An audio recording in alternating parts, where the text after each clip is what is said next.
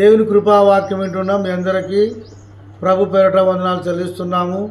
పరిశుద్ధ బైబిల్లో నుండి యోహాను సువార్త 19వ అధ్యాయము 28వ వచనం కింది లైన్ చదువుకుందాం. లేఖనము నెరవేరునట్టు నేను దుప్పికొని ఉన్నాను. ఇక్కడ యేసుక్రీస్తు కలవరి శిలువలో మాట్లాడిన ఇది 5వ మాట.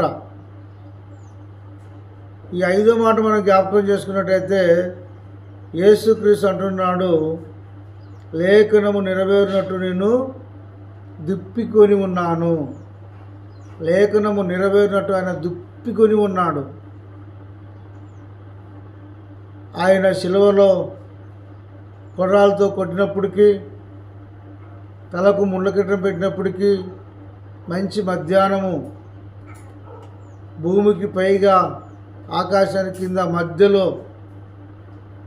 3 మైకుల మధ్య ఆయన యాలలు పడుతూ ఆయన ఎంతో అలసిపోయిన శరీరముతో ఉన్నప్పటికీ, ఆయన రక్తమంతా కూడా దారలు దారలుగా కారిపోతున్నప్పటికీ ఎంతో వేదన పొందుతూ లేఖనము నెరవేరినట్టు ఆయన అంటున్నాడు, నేను దుప్పికొని ఉన్నాను అంటూ ఉన్నాడు.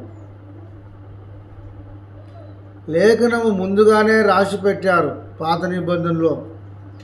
లేఖనము నెరవేరినట్టుగానే ఆయన దుప్పికొని ఉన్నానని చెప్పేసి ఆయన అంటున్నాడు. ఆయన అనుకుంటే ఆయన నీళ్ళు తాగలేడా? ఏలియా మనలాంటి ఒక మనుషుడే. ఆయన ప్రార్థన చేస్తే ఆకాశంలో నుండి వర్షం కురిసింది. ఆయన ప్రార్థన చేస్తే వర్షం ఆగిపోయింది. ఈయన కూడా అంత దుప్పికున్నప్పుడు ఒక్కసారి ఆకాశం వైపు చూసి, తండ్రి నాకు దాహంగా ఉంది, నీళ్ళు ఇవ్వమంటే వెళ్ళాడు ఆయన. అసలు దాహం కాకోకుండా ఆయనను పెట్టలేడా? సమస్తమును సర్వాధికారము కలిగి ఉన్న దేవుడు ఆయన, సమస్తమును చేయగలడు. ఆయనను సరే లేఖనము నెరవేరినట్టు ఆయన అంటున్నాడు, నేను దుప్పికొని ఉన్నాను అంటున్నాడు. ఆయన లేఖనము నెరవేరినట్టు నేను దుప్పికొని ఉన్నాను అంటున్నాడు. అలాగే మనం పరిశుద్ధ బైబిల్లో నుండి కీర్తనలు 22వ అధ్యాయము 15వ వచనం ఒక్కసారి మనం చదువుకున్నట్టయితే అక్కడ కూడా చక్కటి మాట రాయబడినది మనము చూద్దాం. పాత నిబంధనలో ఏం రాయబడినారో మనము చూద్దాం. అక్కడ సెంటర్లో మనం చూసినట్టయితే సెంటర్ లైన్లో నా నేలక దౌడను అంటుకొని ఉన్నది. ఈయన అంటున్నాడు, నా నేలక దౌడను అంటుకొని ఉన్నది. నీళ్ళు లేక ఆయన మానవ శరీరముతో ఉన్నాడు కనుక దేవుని శక్తిని ఏమాత్రం ఆయన ఉపయోగించుకుంటలేడు. మానవ శరీరముతోనే ఉన్నాడు కనుక ఆయన అంటున్నాడు, నా నేలక దౌడను అంటుకొని ఉన్నది అంటున్నాడు. లేఖనము నెరవేరినట్టు ఆయన నేలక దౌడను అంటుకొని ఉన్నదని అంటున్నాడు. అక్కడే 16వ వచనం చూసినట్టయితే, కుక్కలు నన్ను చుట్టుకొని ఉన్నవి, దుర్మార్గులు గుంపు కూడి నన్ను ఆవరించి ఉన్నారు, వారు నా చేతులను నా పాదములకు పొడిసి ఉన్నారు. లేఖనము నెరవేరినట్టే ఇదంతా జరుగుతుంది.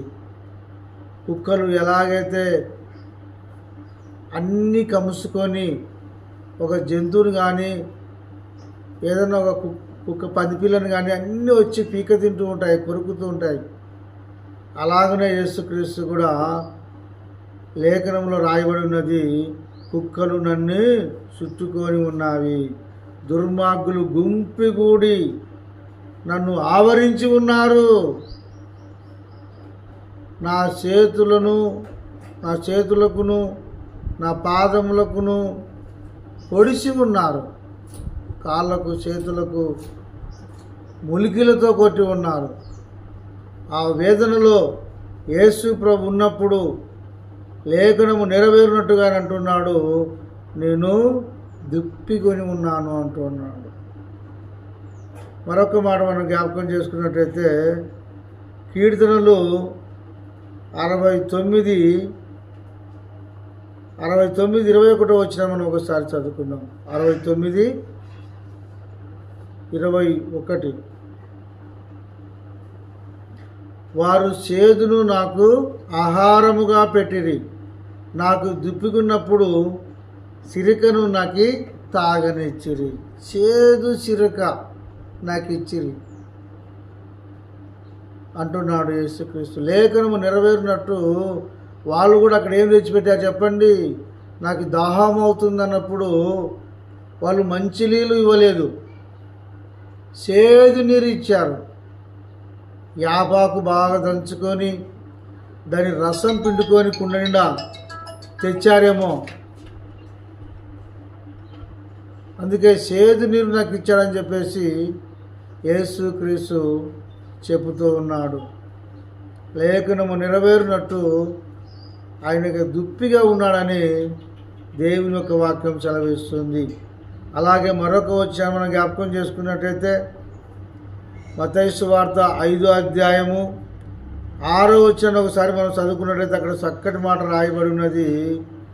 నీతి కొరకు ఆకలి దొప్పి కలిగి ఉన్నవారు ధన్యులంట.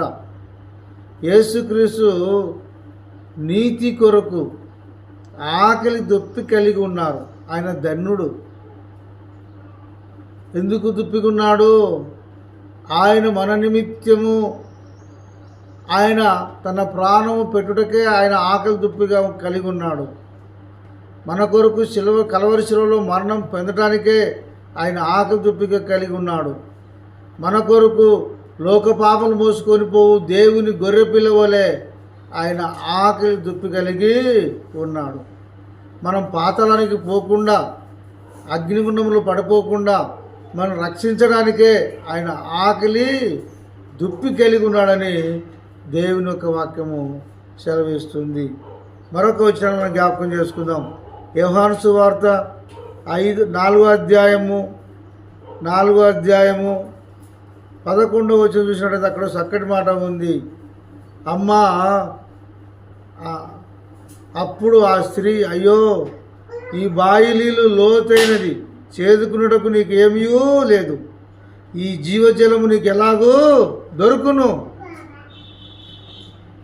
యేసుక్రీస్తు అంటున్నాడు, అమ్మా నువ్వు ఇచ్చే నీళ్ళు మళ్ళీ నాకు దుప్పికెత్తాయి, నువ్వు పెట్టే ఆహారం కూడా నాకు మళ్ళీ ఆకలి అవుతుంది, అయితే నేనిచ్చే నీళ్ళు నీకు ఎన్నడూ దుప్పిగా కాదు, నేనిచ్చే నీళ్ళు నీకు జీవజలం అంటున్నాడు యేసు ప్రభు జీవజలము ఇవ్వగలడు. ఆయన బండలో నుంచి నీళ్ళు ఇవ్వగలడు. ఆయన సమస్తమును సమకూర్చగల సమర్థుడు. ఐగుప్తు నుండి ఇజ్రాయెల్ ప్రజలను అందరినీ కూడా తోలుకొని వెళుతూ ఉంటే నీళ్ళు లేక ప్రజలందరూ వచ్చి మోసే దగ్గర అడుగుతున్నారు, మోసే తాగడానికి నీళ్ళు లేవు, మా పిల్లలకు లేవు, మా పశువులకు లేవు నీళ్ళు, మాకు నీళ్ళు కావాలి అన్నప్పుడు మోసే దేవునికి మొరపెట్టగా దేవుడు అంటున్నాడు, మోసే ఓరేమో కొండ మీద నువ్వు కర్ర తీసుకొని ఒక్క ఏడు కొట్టు, జీవజలం పారును, సమృద్ధిగా నీళ్ళు దయచేస్తానన్నప్పుడు మోసే కర్ర తీసుకున్నట్టు కొట్టగా జీవజలమును బండలో నుండి నీళ్ళు సమకూర్చాడు. బండలో నుంచి చెప్పండి నీళ్ళు వస్తాయో చెప్పండి? ఆ బండను పగలు కొడితే ఒట్టిగా ఉంటుంది తప్ప తేమ కూడా ఉండదు. కానీ దాంట్లో నుండే దేవుడు నీళ్ళను సమకూర్చాడండి. ఆగరు తన కుమారునికి నీళ్ళు దాపుకోలేక, పిల్లోని సావు చూడలేక ఒక పొద కింద పిల్లోని పారేసి ఏడుస్తూ ఉంది, అయ్యో నీళ్ళు లేవు, నీళ్ళు లేక నా పిల్లోడు సావు బతుకులో ఏడుస్తూ ఉన్నాడు, వాడు సావుని చూడలేకపోతున్నాను అన్నప్పుడు ఆ పిల్లోని మొర ఎమ్మడే దేవుడు ఆలకించి, ఆగర్ నీకేమొచ్చినది, నీళ్ళు ఇక్కడే ఉన్నాయి అని చెప్పేసి ఆ భూమిలో నుండి నీళ్ళు దేవుడు చూపించాడు. దేవుడు సమస్తమును సమకూర్చగల సమర్థుడు. ఆయన ఏమైనాను చేయగలడు, ఏమైనా ఇవ్వగలడు.